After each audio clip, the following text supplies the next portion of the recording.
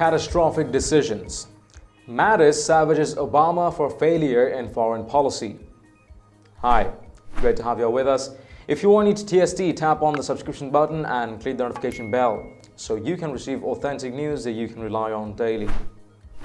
Though former Defense Secretary Jim Mattis only mentions his last boss, President Trump, in the opening pages of his new book, the Washington establishment seems certain the tone on leadership is directed at him, with one observer calling it mainly a 100,000-word subtweet. Mattis says he won't discuss a sitting president, though it seems clear he disdains President Trump's leadership style. But he is scathing about a former president in call sign Chaos, Learning to Lead, which is released today, and he doesn't hesitate to name him: Barack Obama. The former general's opinion of Obama, for whom Mattis was head of U.S. Central Command from 2010 until 2013, might be summed up by a single entry in the book's index: Obama, Barack, strategic thinking lacking. That entry points readers to a couple of the book's most thoughtful passages on the necessity of allies and the dangers of alienating them.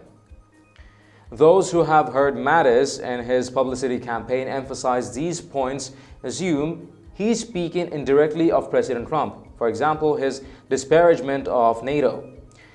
But Mattis makes clear in Call Sign Chaos that he believes Obama bungled Middle East policy and as a result sent American allies around the world a dangerous message.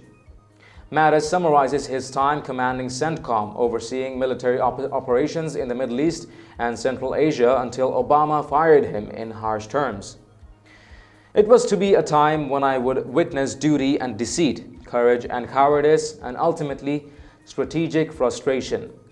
The general was in charge of 2 wars in Iraq and Afghanistan, though one ended on his watch, or so the president said.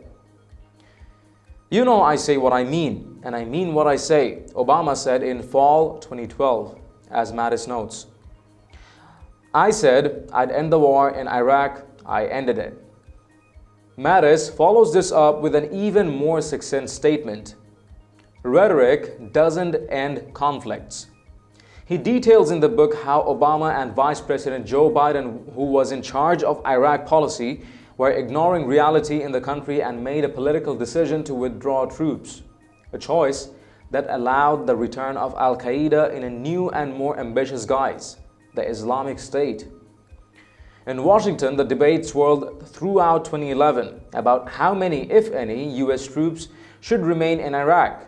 Mattis writes, after the American-led coalition had established a fragile stability in the country after President George W. Bush sent a surge of troops in 2007. Central Command, the chairman of the Joint Chiefs, and the new Defense Secretary Leon Panetta, who had replaced Bob Gates, continued to recommend to the White House retaining a residual force, as did Secretary of State Hillary Clinton, Mattis writes. But they were talking to the wind. The White House dealt with Iraq as a one-off, as if the pullout of our troops there would have no regional implications, reinforcing our allies' fears that we were abandoning them. I argued strongly that any vacuum left in our wake would be filled by Sunni terrorists and Iran.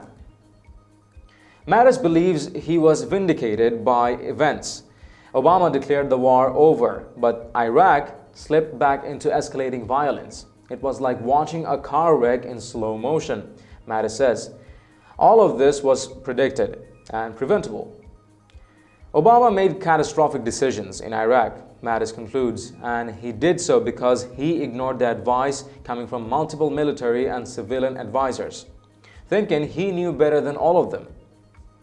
At the top, then as now, there was an aura of omniscience.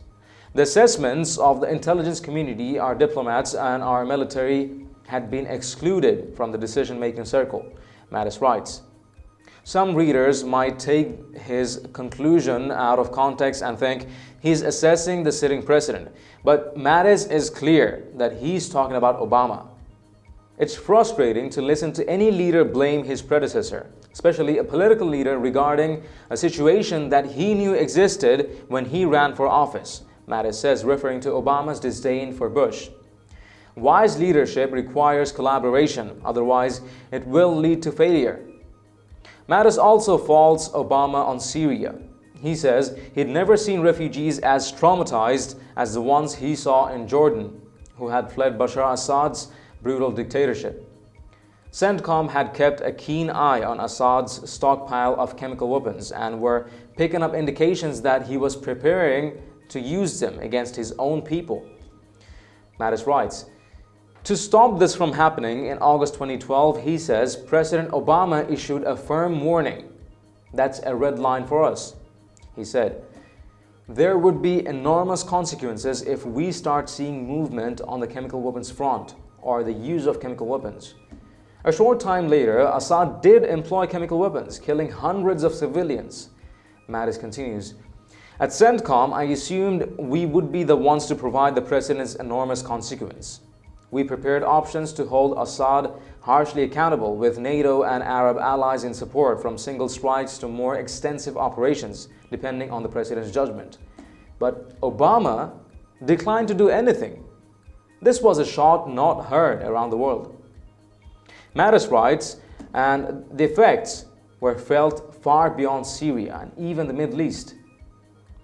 Old friends in NATO and in the Pacific registered dismay, incredulity that America's reputation had been seriously weakened as a credible security partner.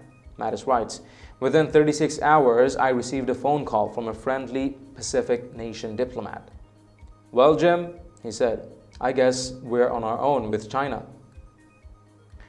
Mattis concludes, over the next several years, Syria totally disintegrated into hell on earth. The consequences including an accelerated refugee flow that changed the political culture of Europe, punctuated by repeated terrorist attacks. And America today lives with the consequences of emboldened adversaries and shaken allies. The Marine General acknowledges, I'm known for blunt speaking.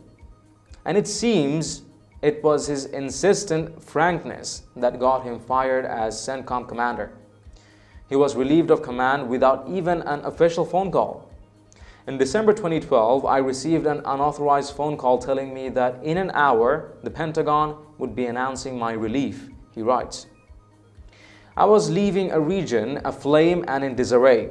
The lack of an integrated regional strategy had left us adrift and our friends confused.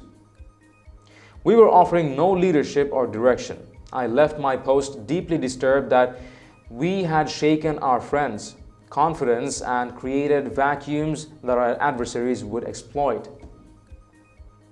He concludes his discussion of his CENTCOM years with another of his impassioned statements on the crucial value of allies, and this one is referenced in the index under Obama-Barack, Strategic Thinking Lacking. Under a form of government, the president is our commander-in-chief and must be the sentinel for our nation's future generations. This calls for a strategy both embraced by the American people and inclusive of our allies, he writes. We fought wars that we should have avoided and half-heartedly engaged in wars that needed to be won. But we can recover our strategic footing if we don't squander opportunities to strengthen the international order that is in the best interest of all nations seeking peace and stability on the world stage. He has one last parting shot for his old boss Obama. Acting strategically requires that political leaders make clear what they will stand for and what they will not stand for. We must mean what we say to both allies and foes. No more false threats or failing to live up to our word. What are your thoughts on this? Let us know in the comments down below. If you've liked this report, please share among friends and family. And don't forget to subscribe to Top Stories Today. Thank you for tuning in. I'm David Ravine. See you in the next one.